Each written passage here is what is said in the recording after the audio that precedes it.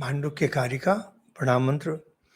Om Bhadram Karne Vishnuyam Deva Bhadram Pashe Makshabirya Jatra Sthirairangaye Stustuvagung Sastanu Vihi Vishema Deva Hitan Yadayuhu Swasti na Indro Vriddhashava Swasti na Pusha Vishwaveda Swasti nastakshyo Aristanemi Swasti no Brihaspatir Dadhatu Om Shanti Shanti Shanti Hari Om.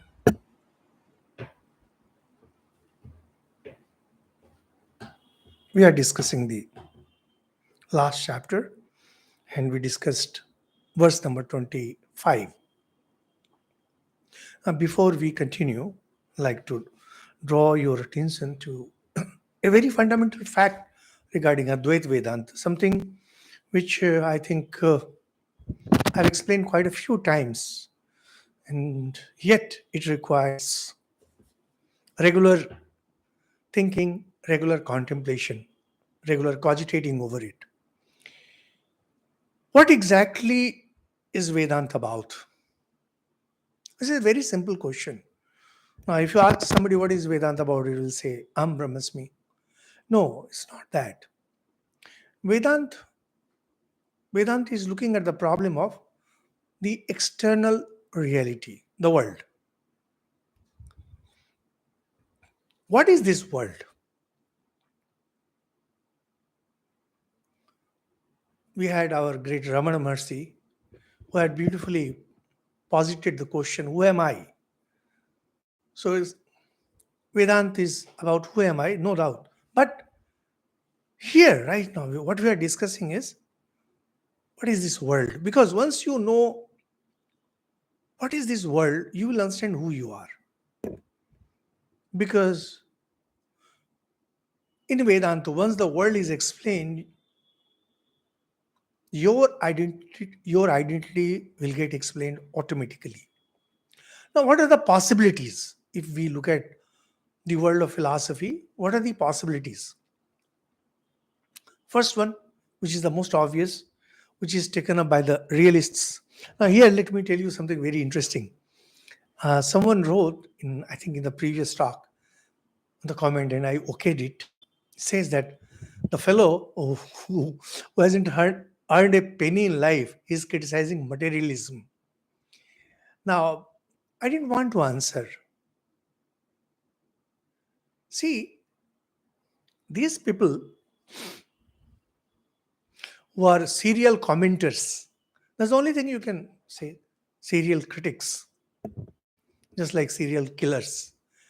They will just go on commenting anywhere without understanding what is being told. When we discuss philosophy, materialism is a system of thought according to which matter is the last word. Now, this gentleman, he doesn't even understand that much.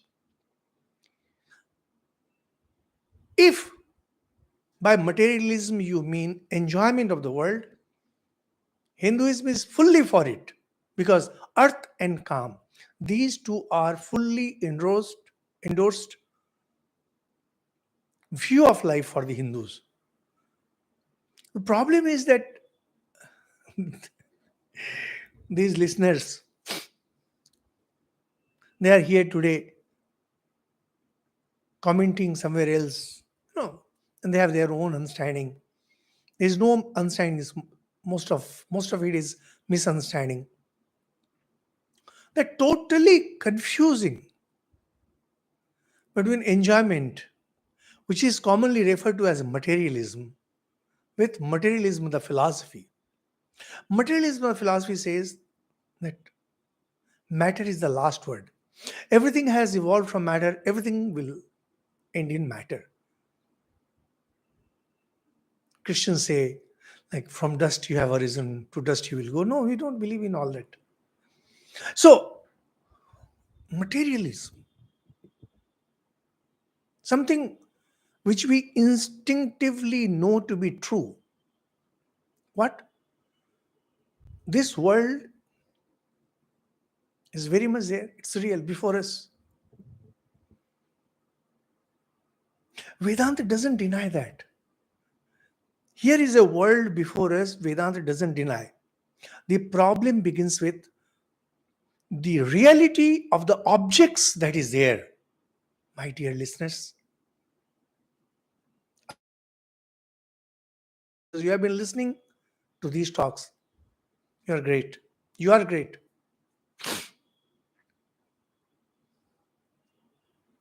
So it will always be a good idea if you fine tune some of your ideas.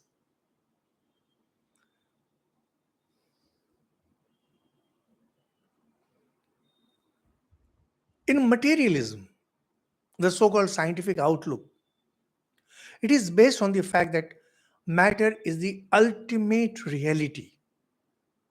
Everything is born of matter energy. It is governed by cause and effect, and everything ends in matter. So matter is the ultimate reality, and matter is a hard reality. It's a hard reality. This is one standpoint. Second standpoint is, as our Vijnanvada will say, Buddhistic Vijnanvada. Some monks have now started a new Vijnanvada. So ridiculous. Vijnanvada is the idea of everything is an idea. And this is what we have been discussing. Everything is an idea. And Vijnanvada counters materialism by telling that if you say that presence of something creates the awareness, then remember that you become aware of things in dreams also and in imagination also. The effect of those are absolutely the same as you have in the waking. The third outlook is the famous Shunyavada of the Buddhist. The world doesn't exist, nothing exists. Whatever they might mean by that. It's confusing. That there is no reality as such.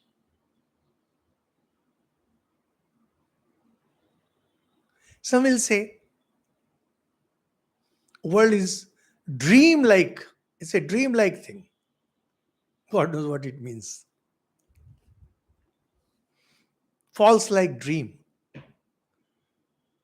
Vedanta doesn't subscribe to any of these outlooks. Vedanta doesn't accept objects to be absolute. It doesn't accept our awareness of things as mere ideas. It doesn't accept the world as unreal in the sense that we are imagination. And it doesn't accept world as shunya. So what does Vedanta accept? Vedanta says that the objects are very much there. But neither these are mere ideas, nor these are dreamlike things, nor they have any absolute reality, independent reality. Whatever we are perceiving is actually pure consciousness. Pure consciousness appears as objects. I don't know if I'm able to convey what I wish to. This is very, very, very important thing. For example, I had mentioned when Sri Ramakrishna, in one of his visions while at Dakshineswar Kali temple, he has described many times when he would see pure consciousness and you also see the objects. Even when he was worshipping Mother Kali, he would see that it was pure consciousness everywhere. And he saw that Divine Mother was conscious. The flower pots were conscious. And the utensils used for worship, they were all conscious. So the objects are very much there. Yet, actually, they are pure consciousness. I am talking about just one aspect of, only one incident of Sri Ramakrishna's experience. There are hundreds such. This is the truth. So Vedanta is not based on any speculation. It's not any theorizing.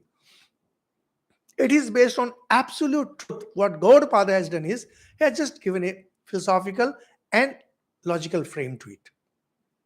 Please remember that Objects. Objects are very much there, but they don't have any independent reality. They are not mere ideas. They are not dream-like. They are actually pure Brahman, Brahman alone. They are Atman alone. Yet they appear as objects. And this is Maya. I assume that those who have been listening to our talks, serious listeners, because we don't cater to no lighter things, simple entertainment. No. So I'm sure you will understand. So what Vedanta actually means to say that there is no creation the way creation is understood. When we understand, when we think of creation, when we say creation, creation always means something new has been created. Now, that new that has been created has an absolute and independent reality. The world doesn't have an absolute and independent reality in Vedanta. This is the important thing. And that is why the philosophy of Vedanta is known as Vivartavad. It is there, yet it is not there. It is there as Brahman, it is not there as objects. So, I hope I have made the idea clear. Well, this is the best I could do. Now, the arguments continue, and these are, believe me, beautiful arguments. The first argument was by the realists, the materialists, who say that the objects are there, and so objects create that awareness. The way there's a crystal, you keep a flower before it, and the crystal gets colored. Now, Vijnanvada, the idealists, they counter it, and they say that no, this we discussed in the previous talk. No. The mere fact that we are becoming aware doesn't prove the reality of objects, because we have awareness during dreams also, and we have awareness during imaginations too. People who hallucinate, they also see reality. Those, while traveling in the desert, sometimes they hallucinate that there is water. It's called mirage. They're seeing very much, they see it. However, idealists say that it's not about mirage. If you eat food during dream, your dream body is sated, which means that the mind that we use in the external world has just as much reality as the dream mind. The waking body has just as much reality as the dream body. And waking objects have just as much reality as dream objects. They serve their purpose in their respective state.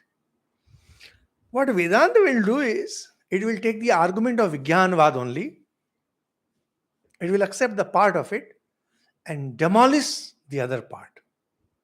See, beautiful thing and very simple, absolutely simple.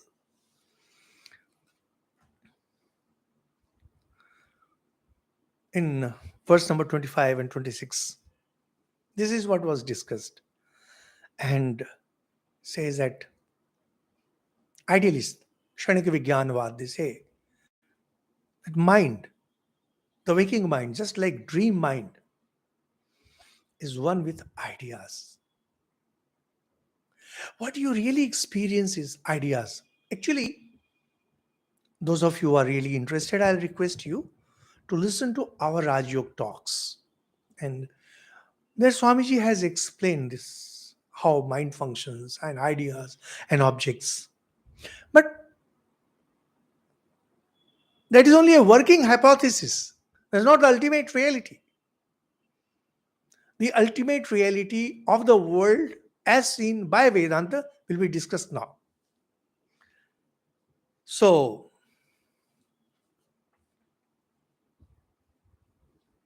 realists now try to corner the idealists, and say, okay, fine. You say it's all false knowledge.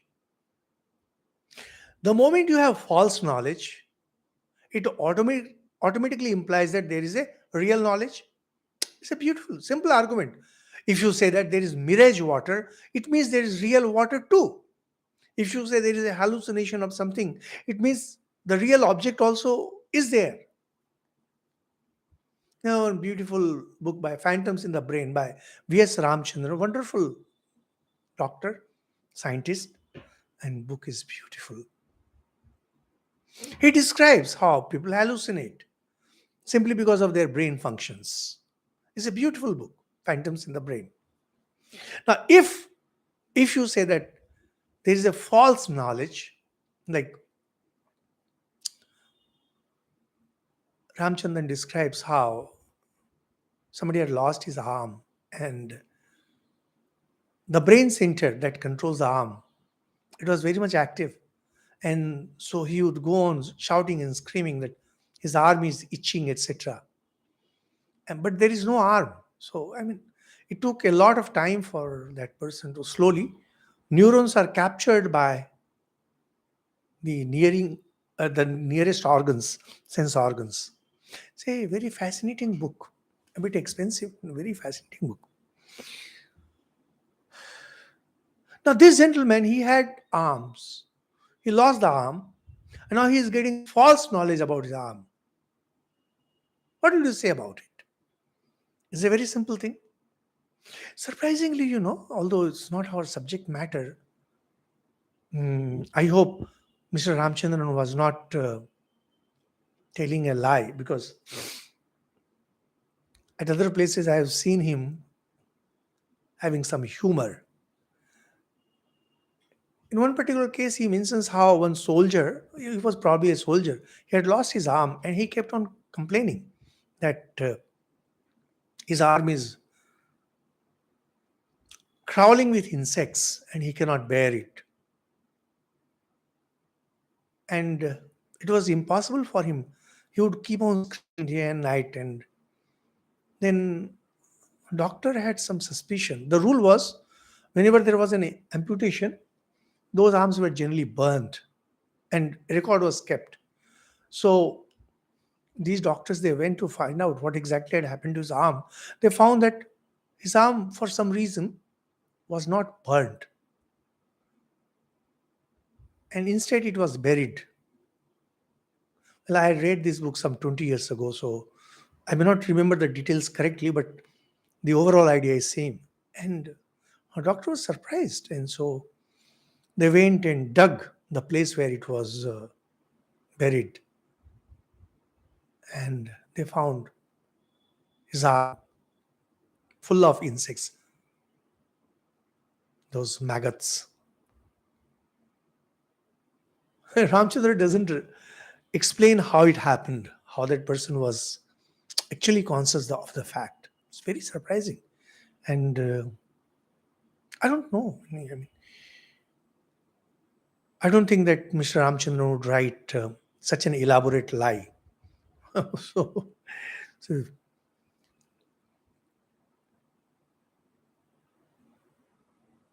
So, really ask this question.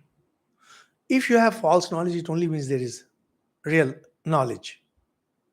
So, if there is dream, since you see something false in dream, from the standpoint of the waking, it shows that objects are really there in the waking state.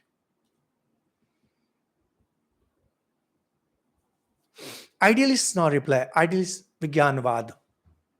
Chittam na sansprishati artham narthavasam tathaiva cha abhuto hi yataschartho na arthabhasas tatha prathak.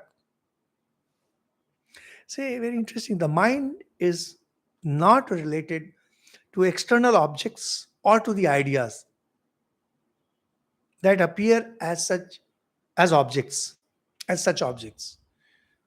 That means here is this pen. My mind never touches this pen, nor the idea that is conjured up by this object, pen. This is so because objects are non-existent. Objects do not exist.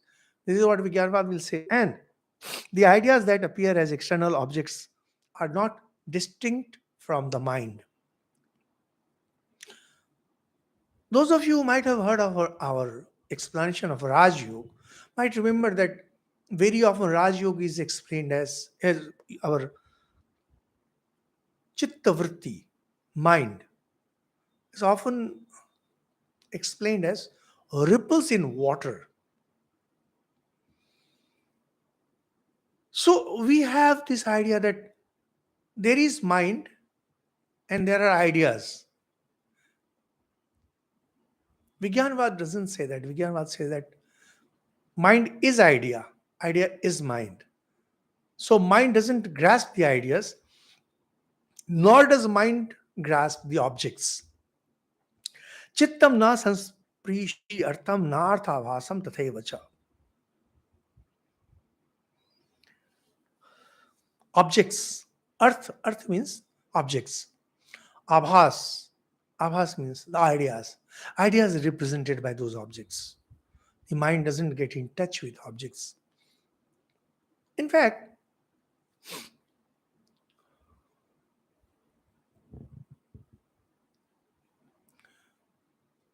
even if you assume that here is this pen and I am able to know this pen, the very idea that I know the pen, it means that somewhere they are connecting. And if two things are connecting, there has to be something that connects them, something common. If you say there is something third which connects, then there will again be a fourth that will connect the 1 and 2. Otherwise, there is a very simple explanation that Swamiji also uses, that mind itself is matter, just extremely fine matter. Then it is possible. However, the problem remains that is mind absolutely real? And are the objects absolutely real? That is being discussed. And Vijnanvada says that no. There is no contact between mind and objects, nor is there any connect between mind and ideas, because neither exist. So it says just that mind neither touches objects. Why? Because there is nothing. This is Vijnanvada. Mind it. And so there will never be the question of false knowledge, right knowledge. If the mind touches something, then only you can say this is right and it has not touched, so it is false. Since objects are not there, ideas are also not there. Ideas related to the objects, that particular object. How can mind touch something? And if there was a touch, then you could have said that this is real, this is fake. For example, under normal conditions, if you go to a psychiatrist, he will tell you hallucination is when you conjure up, you think of something which doesn't exist. So from our standpoint, you have seen something. There is a real connection. There is a real touch. Based on that, you say that there is no real touch. So that is false knowledge. So, because if it touched, if mind touched the objects, that means if objects were real, in that case, that knowledge will become absolute reality. Knowledge is not absolute reality. Knowledge of objects. Mind creates the forms. Mind creates the forms and enjoys it. It creates the form in imagination. It creates the forms during hallucinations. It creates forms during dreams. And shockingly, it creates forms during waking.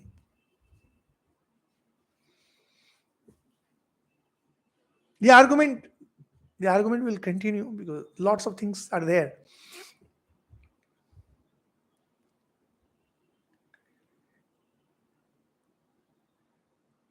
I'd read one book by a psychologist, and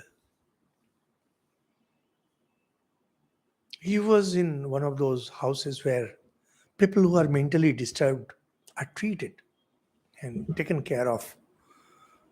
And the gentleman, he was a great doctor, and he had written his reminiscences. And he was talking about one lady. That lady, she was pregnant, and something went wrong with her, and she lost her baby. And doctor said that she cannot have baby anymore, and she lost her head and completely. And so she was brought to that home. The doctor treated him, and doctor was narrating this to one of his friends who had come to visit him. The lady came and said, "Oh, doctor, yesterday I gave birth to three beautiful kids, triplets, and they're extremely healthy, so good looking." And doctor congratulated her, and she went away. And then doctor tells his friend, "Look, she is so happy in her make-believe world. She is happy. In the real world, she will never be giving birth and she will always be upset. In this world, she is happy. Why should I unnecessarily give her medicine to bring her out of that?" Now, this is a very complicated question. Ethical questions and moral questions, lots of things. We are not at all going into it. That's not our job. We are here just to say that for that lady, the hallucination that she was having, or whatever it was as real to her as the waking world is for us.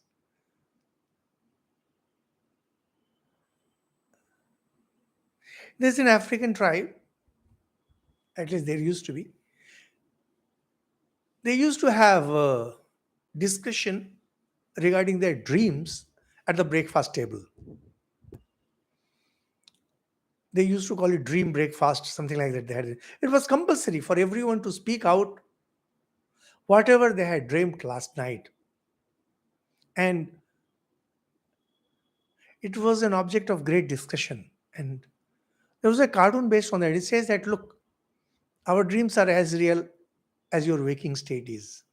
So these are very, very fascinating questions, and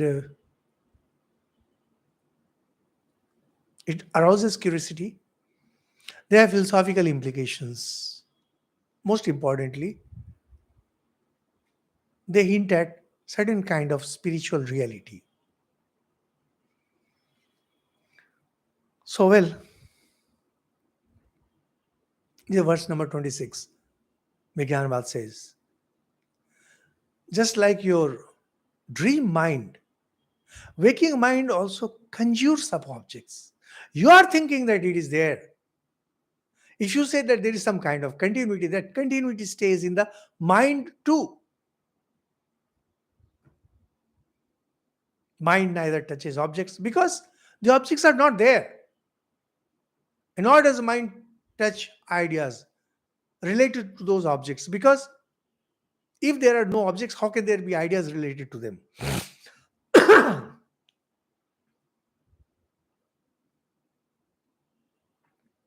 Buddhists say this.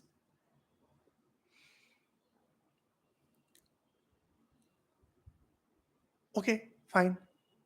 There is no such thing. So when do I get my knowledge? Because Buddhists talk about knowledge. Buddhists talk about enlightenment. Buddha was the great enlightened. If it is all false, if it is all ideas of whatever kind, how do I get enlightenment? It says, Nimittam na sadachittam sans prishyati advasutrishu. Nimitto bhi pariyasa katham tasya bhavishyati.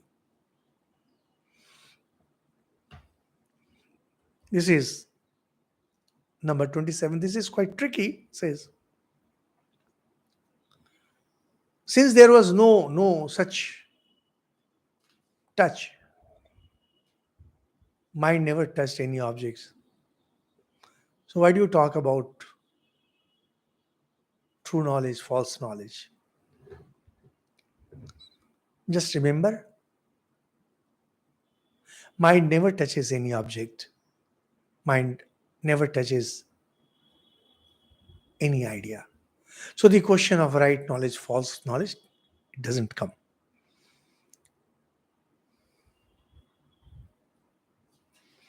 Now comes Vedanta. Vijnanvada, Vijnanvada, that is Buddhists, they establish their theory by using the analogy of dreams, saying how the very fundamental logic argument of the realists that the objects create awareness is false. Says tasman na jayate chittam chitta drishyam na jayate tasya pashyanti ye jatim khe oi pashyanti te padam.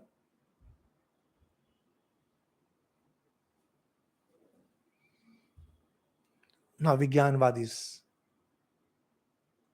countered by Vedanta. And along with Vijnanvada, Shunyavada is also countered. This set of argument is very interesting. Vedanta says that, look,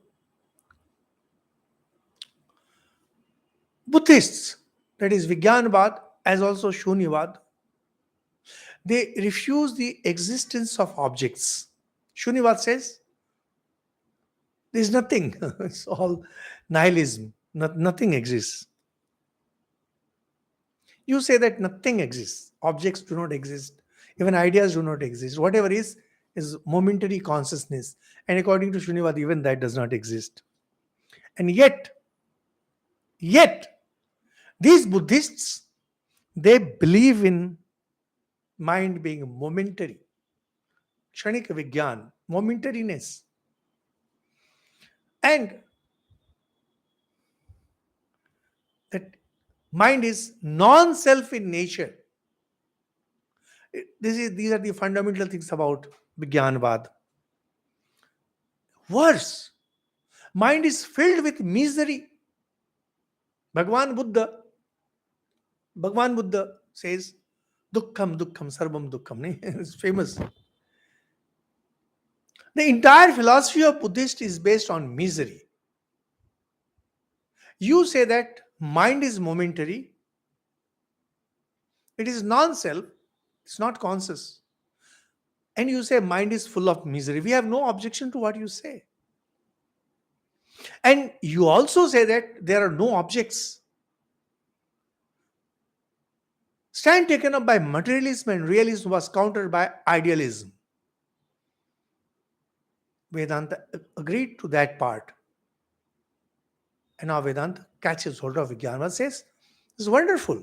How wonderfully you proved that there are no objects. How wonderfully you proved that there are no ideas related to objects. But you also say that mind is momentary in nature. It's non-self in nature. And you say that it's full of misery.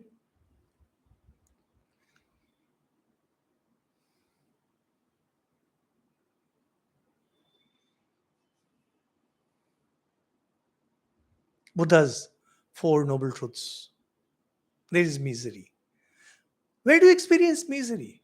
In mind, definitely. Where from this misery is coming? Either from the objects or from your mind. You say there are no objects. So misery is in your mind. Now, the thing is, how can these things be known? If mind knows nothing, if mind never knows anything from the outside or inside, you people are saying that mind knows nothing. It's just consciousness moving, momentary. And yet you say that there is momentary consciousness. How do you know that this is momentary? And how do you know misery? If you say this pen does not exist, I'll accept it. I'll say, well, I am hallucinating. Sometimes people see ghosts and you say that you are hallucinating. Maybe you are hallucinating. But you say that the world itself does not exist. And the ideas related to worldly objects do not exist. So knowledge is not possible. Knowledge itself is a misnomer according to Vijnanvada. Now, how do you know misery? How do you know that your mind is momentary? And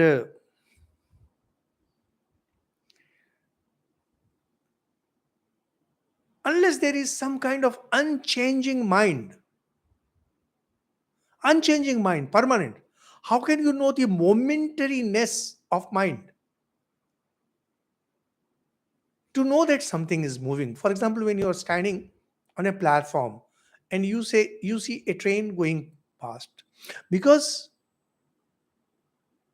you are standing somewhere which is firm, you see something moving. Unless there is something permanent, how can you see that everything else is moving? How do you see the momentariness?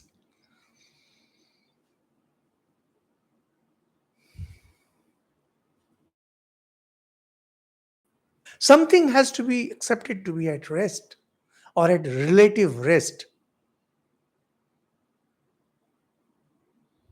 So, on the one hand, you say there is nothing permanent, everything is momentary. On the other hand, you say that when you say momentary, you have to accept that there is something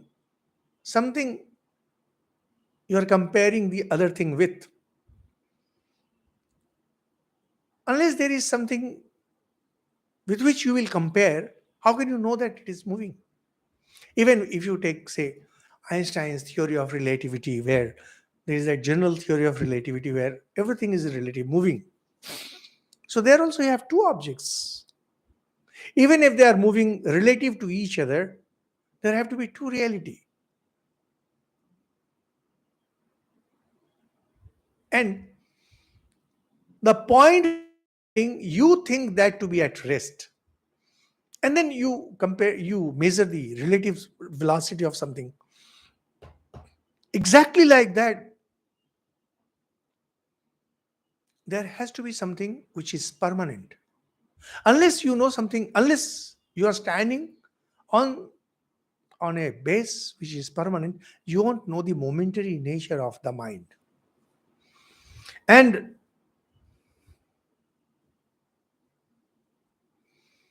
you say that mind is born every moment, and is full of misery. Doesn't it sound absurd? I mean, it's ridiculous, It's ridiculous. Every moment mind is born, consciousness, whatever is born. On the one hand, you say that dukkham, everything is misery. And you say that consciousness is born every moment. The way they say that the way one lamp lights the other.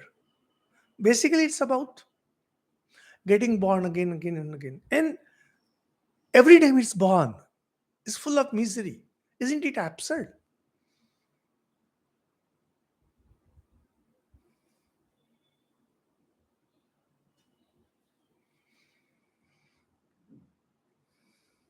And yet you say that there is no witness. Misery compared to what? Momentariness compared to what? Because you don't accept anything else.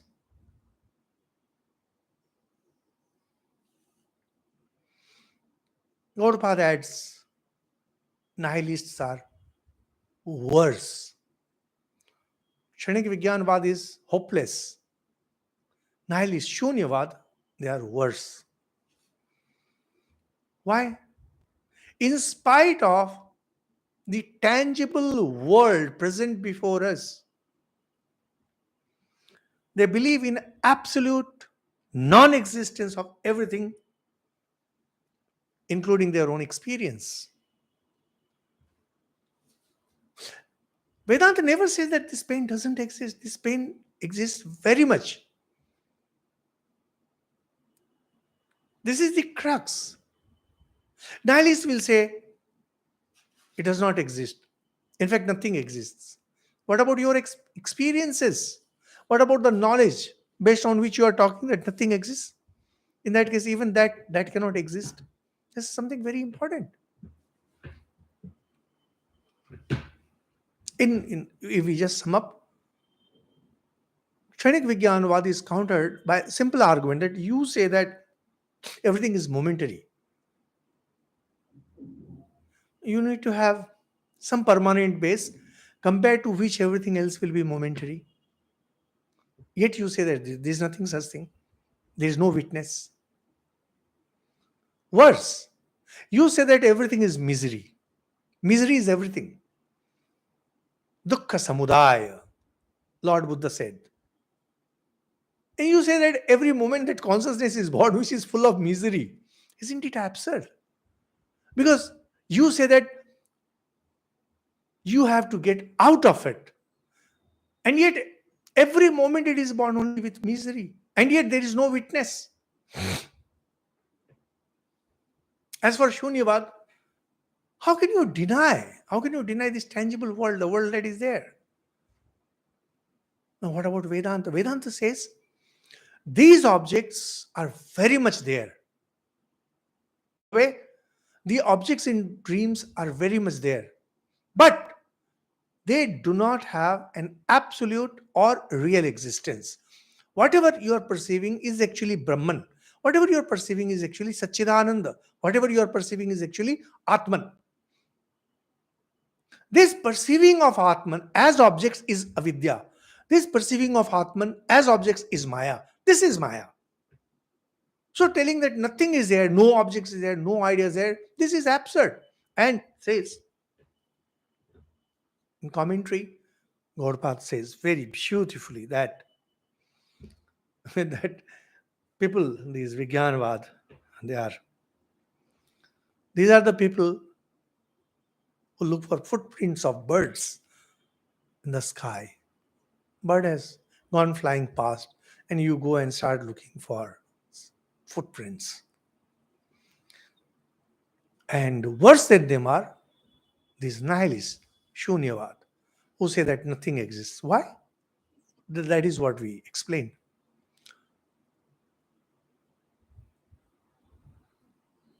This world is very much there. The objects in dream world, they are very much there of that dream world. Thing is, they do not have the absolute reality. This is what we have to understand.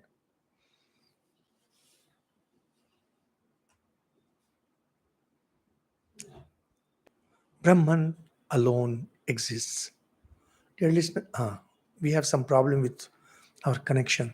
So in case the connection goes away, talk will stop.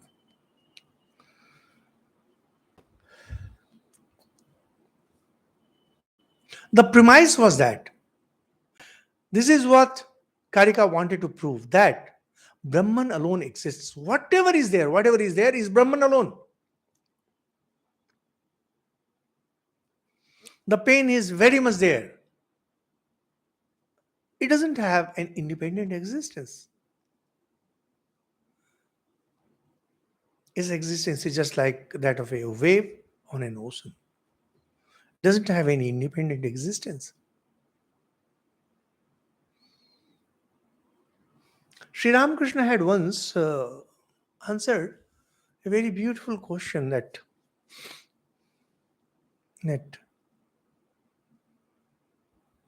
it was just as a way of metaphor, that said, if you ask how from consciousness this gross world, which is so hard, can come, he said, just like the way when male and female combine together, and from something which is so soft, so delicate, the body of bones, etc., come. So now naturally people who know science will say that genes and this and that, that's a different matter. The thing is, It's through certain process of evolution that the semen, which is supposed to be so soft, it produces something which is so hard. Or simple seed, if you take up any seed has to first germinate, and for germination, it has to become further soft, and it gives birth to banyan trees and oak trees. So hard, agony, and yet they have come from seeds which are so soft. Is through certain process of evolution. But that is for understanding the world. When it comes to understanding, when Sri Ramakrishna was talking, he was just giving an example to make you understand. It's not something impossible. So now it concludes. Ajatam jayate yasmat ajati prakritistatah prakritir anyatha bhavo na kathanchit bhavishyati. This is verse number 29. 29. Ajatam jayate yasmat, the cause, that is Brahman, from which the birthless mind is asserted. We will explain. By the dualists. To have been born is itself unborn, because Brahman is ever unborn, therefore it is never possible for it to be other than what it is. English translation, as usual, is slightly difficult to understand. What it means to say that dualists, every dualist, particularly the Sankhya, who believe that Prakriti is real, which believes that mind has an independent existence. From objects, now we have come down to mind. Does mind have an independent existence? Mind as we understand. Dualists believe that the birthless mind is birthless and is born of Brahman, which itself is birthless.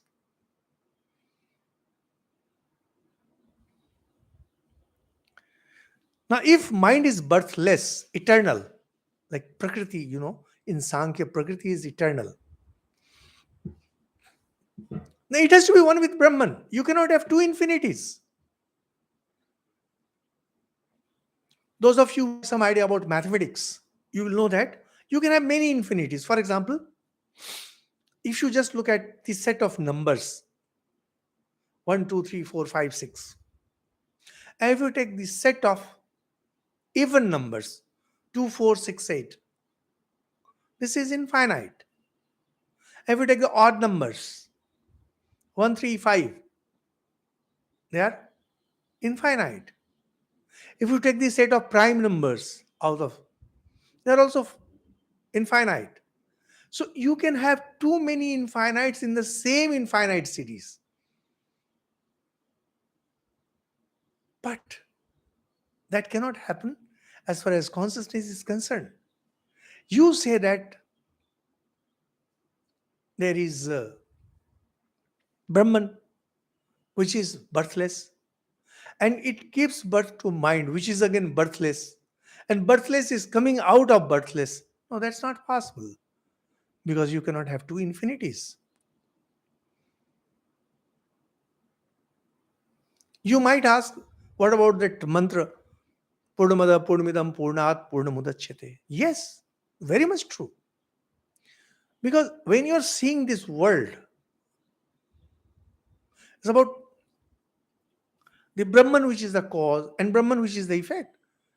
It is to lead a student from that point. First, it says that look, this world is not something different from Brahman. That means it is not finite, it is equally infinite. And when you take this world as an effect from the Brahman, Brahman doesn't become less.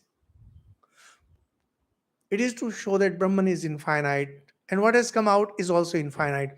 And from there, slowly, they will take you to show that the creation, as we understand, as we see, it's not that way. It's always Brahman. It's always Brahman, just that we see it that way, and that is why it is called ignorance. That is why it is known as Maya. The conclusion is Brahman never gives birth either to objects or to mind, to no one. Neither Prakriti is born, nothing is born, neither the world is born. It remains always Brahman in every condition. So,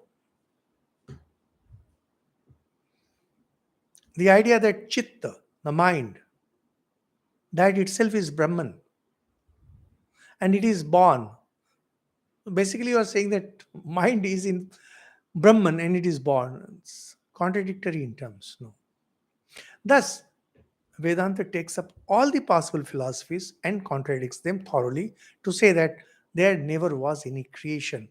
When Vedanta says there never was any creation, it doesn't go the Shunyavad way, it goes Brahmavad. See, there are three very interesting things. Like Bhagwan Buddha never intended to say that it's Shunyavad. No way. It's the philosophers, because they wanted to prove their identity, they took arguments to such level that ultimately they ended up telling that nirvana is shunya. And then came some scholars from the west. They started telling that because Buddha has used nirvana and nirvana is there in Gita, so Gita is after Buddha. I tell you, believe me, I wonder where from to get this kind of brain waves. Why couldn't have Buddha taken these ideas from Gita? Why? Why not? Because nirvana is a very common term. It's a very common term in the Indian tradition. Simply because Buddha is using, so Gita becomes later than Buddha. I tell you.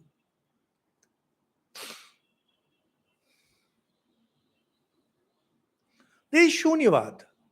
And some critics of Vedanta, they tell Advaita, they Christian Advaita as Mayavad. Advaita is not Mayavad, Advaita is Brahmavad. Brahman alone is true, everything else is false. There is no birth, there is no death, there is nothing, there is no duality, there is no misery. These things are mere appearances. They are very much there, but they don't have any absolute reality. And that's why Kathopanishad will beautifully put it. We have talks on Kathopanishad. If you are interested, you can listen to that. Nityo Nityanam Chetanas Chetananam Eko Bahunam. One has become many. How can one become many? And the eternal emits the non-eternal.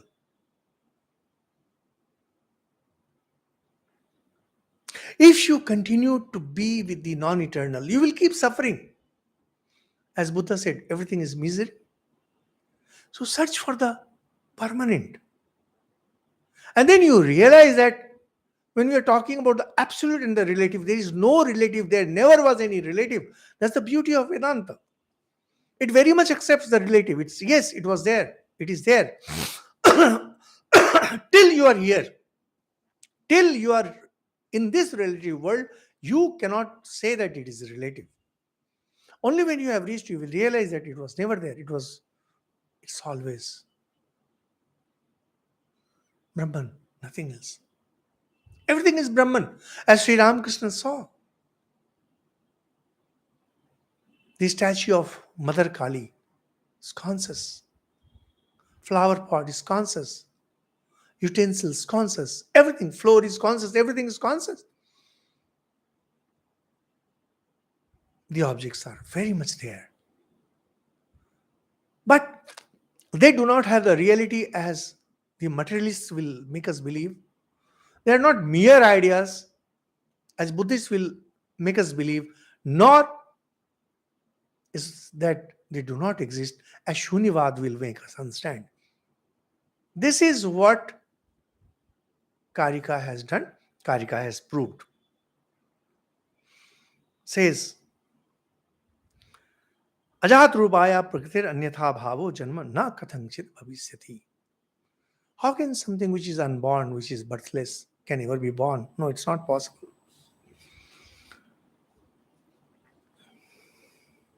And I think our time is up actually. We'll take up from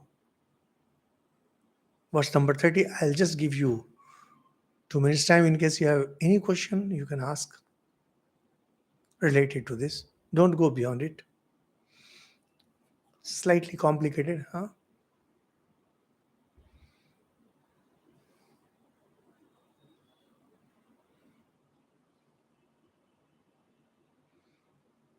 In case you have any confusion, just to I'm simplifying it. The problem is, what is the nature of reality? Reality in the form of world. To simplify it further, here is this pen. Does it exist? According to the dualists, that means Sankhya, Nyaya, Vaisheshika. Yes, this is very much true. Prakriti got modified. Prakriti is a technical term. It's Prakriti is Prakriti. It shouldn't be translated as nature. This was contradicted earlier. You might have, if you remember, it's beautifully said that you say that it is eternal, and yet you say it is getting modified. How is it possible? Then you say that it doesn't exist, as in Shunyavada. Well, it very much exists. It's a tangible world. How can you say that it doesn't exist? And then comes Vijnanvada, says it's an idea. Perfect. We have no issues with that. The problem is you further say that everything is momentary. There is no witness. And everything is dukkha. How do you relate these two? You cannot. What does Vedanta say? Yes, objects are very much there, but not as objects. They are there as Brahman. Those of you who might have read the famous story of Sri Ramakrishna, where say taka mati mati taka, gold is earth and earth is gold. He did not mean to say that gold is earth. No, no, no, no. As Brahman, there is no distinction between gold and clay. What is clay is gold. What is gold is clay. There is no difference. As objects, they have no reality. As objects, they have no reality. As Brahman, they are same. But what about the real world? The world in which we exist? So Sri Ramakrishna says, he got worried that, okay, I'm talking like that, I'm throwing away everything. Mother Lakshmi will get angry with me. So he says, oh, Mother Lakshmi, you stay in my heart. Say very, very, actually, this is one, someday I wish to have the Sri Ramakrishna sadhana as a discussion. The classes on Sri Ramakrishna sadhana, they're so important, and I'm not sure if these things have been explained thoroughly and explained well. They need to be explained properly. When Sri Ramakrishna says taka mati, mati taka, that gold and clay, they are all same. How can they be same? No, they are not. They do not have any existence from the standpoint of Vedanta as absolute and real. But in this relative world, they are very much real. And that's why he says, oh, mother, you stay here. Sri Ramakrishna was a person who wanted Vedanta, the truth and the only truth. Relative world is just like a ladder, which is not the ultimate truth. That's what he meant to say. So, well, our time is up. Thank you so much. Om Shanti, Shanti, Shanti. Hari Om.